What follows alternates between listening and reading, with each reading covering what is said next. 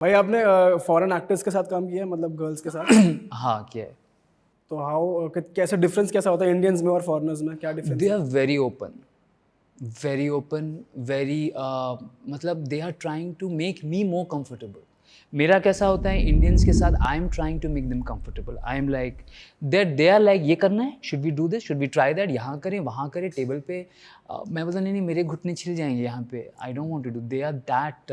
तो आप थोड़े नर्वस होते हैं उनके आगे? I am not nervous, I am like, क्योंकि मैं कंफर्ट जोन में खेलता हूँ और वो लोग इतने फ्लेक्सिबल होते हैं कि they are like let's do this, let's do that. कभी कभी हमने सॉफ्ट फिल्में भी की है, उसमें भी वो फुल करना चाहते हैं। अच्छा। वो बोलते हैं I am so aroused by this guy कि मैं तो आप कुछ भी करवा लो, आई एम ओके, क्योंकि डायरेक्टर उसको छुपा रहा है।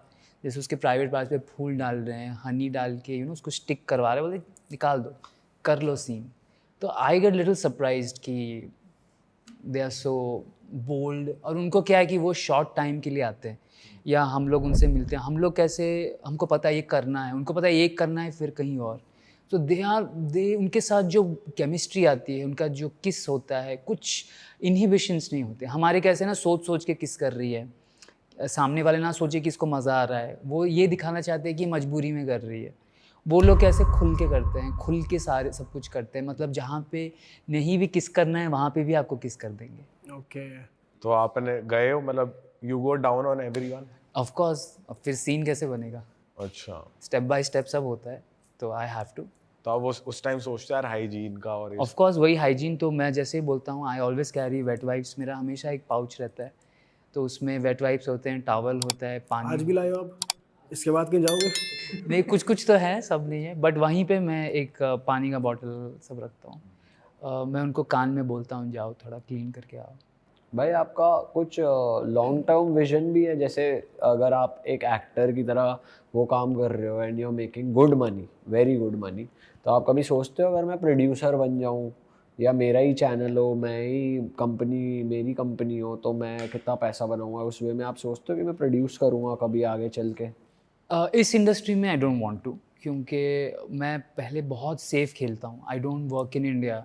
प्रोड्यूसर बनूंगा तो मुझ पे और नज़रें आएंगी, और मुझे दोस्त लोग भी बहुत धमकियाँ देते रहते हैं, झगड़े होते हैं, कुछ ना कुछ कोई बोलता है।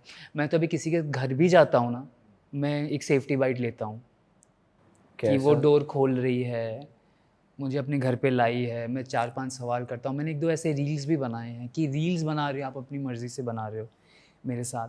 तो मैं अगर प्रोड्यूसर बनूंगा, मुझे लगता है कि लोग मुझे परेशान बहुत करेंगे, क्योंकि मुझे पता है मेरा OTT बहुत जल्दी बूम कर जाएगा, क्योंकि ऑडियंस का एक फेथ है, एक्ट्रेसेस का फेथ है, तो सबका मार्केट डाउन हो जाएगा। मुझे सब बोलते भी है, कुछ लोगों ने तो बना के रखा है, मैं बस साइन करना है, बट मुझे नहीं करना है। तो as a producer I don't see myself. अगर मुझे टेलीविज़न या फिल्म्स में प्रोड्यूस डायरेक्ट करने का मौका मिले, मे बी। बस इस इंडस्ट्री में मैं एज एन आर्टिस्ट काम करता हूँ, दैट्स अबाउट इट।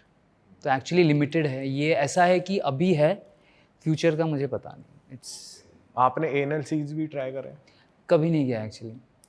वो क्या होता है कि it's not very easy, you need उसके लिए, मतलब बातें बहुत हुई है, but most of these actors are inexperienced. तो उनको समझाओ, रिझाओ, उनको दारू चाहिए, ये चाहिए, सेट पे दारू वारू मिलता नहीं, तो हम सोचते हैं यार ख़त्म करो, दूसरा सीन है। तो फॉरेनर्स के साथ? उनके साथ भी नहीं हुआ है अभी तक एक्चुअली। मैंने एक बार ट्राई किया था, तो मैंने एक चीज़ देखा था कि हुआ है, बट सीन में कभी नहीं किया, क्योंकि उसमें बहुत कुछ एक प्रोसीजर होता है। आपको एक डूश बैग चाहिए, क्लीन करना है, बहुत कुछ है। अब ऐसे तुरंत नहीं कर सकते, उसके लिए प्रिपरेशन चाहिए, उनको रिलैक्स होना है, माइंड में 100 बातें चल रही है, और आई डोंट नो, हमने किसी को पूछा भी नहीं है इसके बारे में, तो आज तक तो नहीं हुआ है, अफसोस। अच्छा ब्रो, आप बता रहे थे आप पे एक डॉक्यूमेंट्री बन रही है जिसमें आपके पेरेंट्स भी हैं, थोड़ा मैं चाहता हूँ आप ऑडियंस को बताओ उसके बारे में। हाँ, तो ये बहुत ही अच्छी डॉक्यूमेंट्री फ़िल्म बन रही है, और इनफैक्ट उन्होंने मुझे मना किया था इंटरव्यूज़ देने के लिए, क्योंकि वो चाहते हैं कि सब फ़िल्म में आए, और बहुत अच्छी फ़िल्म बनी है। हमारे इंडस्ट्री की शूट्स को उन्होंने दिखाया है, और बहुत रेप्यूटेड प्रोडक्शन हाउस है, चैनल पे आएगा। उसमें मेरी मम्मी डैडी को उन्होंने ऐसे ही पूछा will they B okay, and they agreed. मेरे मॉम डैड सिस्टर सब है उसमें।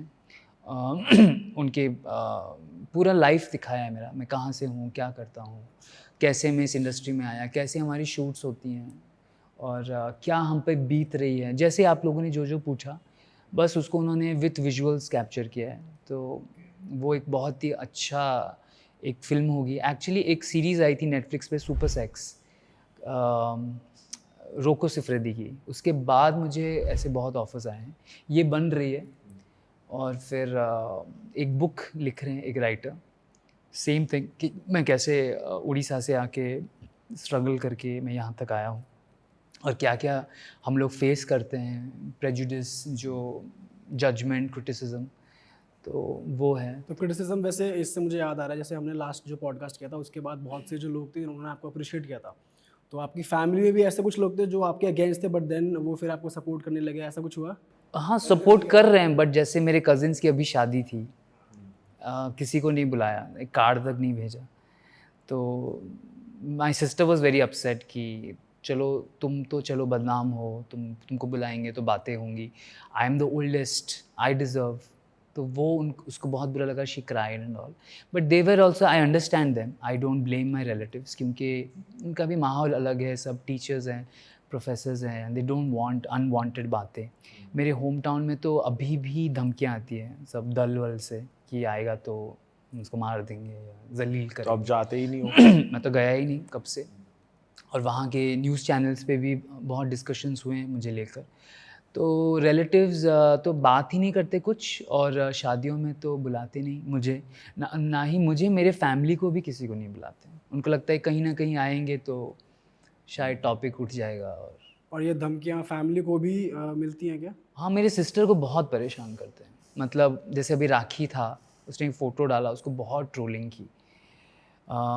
वो भी पहले डालती नहीं थी बट वो बोल रही है अब कितना हम इतना अच्छा माहौल है, हम सब इतना खुश है, वो डालती है फिर उसको लोग परेशान। मेरे फादर को मेरे फिल्म्स ही भेजते हैं लोग, पूरा क्लिप्स ही भेजते हैं। That's very disgusting but it's okay, but and they have accepted मी। और पापा तो अभी जैसे हम लोग कहीं भी जाते हैं तो हम लोग कहीं बैठे हैं, लोग आते हैं सेल्फीज़ लेते हैं, तो पापा भी देखते हैं कि इसके भी सेल्फीज़ ले रहे हैं, क्या क्या पूछ रहा था, क्या बोल रहा था, मुझे पूछते हैं कौन से सीन की बात कर रहा था वो? कौन सी फिल्म देखी है। मैंने बोला पापा इतने डीप में मत जाओ। फिर मम्मी, मैं, पापा सैलून गए थे क्योंकि पापा को बीमारी है, तो उनको हर टाइम 2 साइड पे लोग चाहिए। He has Parkinson's disease, he is on a wheel chair. तो सैलून लेके गए थे, तो मम्मी जाती बोल, देख तेरा फ़ैन, देख तेरा फ़ैन, सब तुझे देख रहे हैं, ये देख तेरे पास आ रहा है, आ गया। फिर वो आया, सेल्फी लिया जो भी, तो देख तुझे देख रहा है, देख तेरा वीडियो खोल के देख, ओह गॉड यहाँ पे भी देख रहे हैं। तो मम्मी भी बहुत फ़नी हो गई है, इन्जॉय, मतलब देखती, देख तुझे देख रहे हैं। तो ये सब आजकल हो रहा है। अरे वाह, आपने ये वीडियो यहाँ तक देख ली भाई, तुमने हमारी मेहनत सफल कर दिया, तुम ही लोग हो असली रियल हिट। और अगर आपको बहुत मज़ा आ रहा है ऐसी क्लिप्स में, ऐसी वीडियोस में, तो फटाफट जाइए प्लेलिस्ट पे बिंज वॉच कीजिए और सारी वीडियोस देख डालो और मौज काटो। That is it. हम मिलेंगे नए पॉडकास्ट में, नए क्लिप में। Till then bye bye, see you, take care, do subscribe.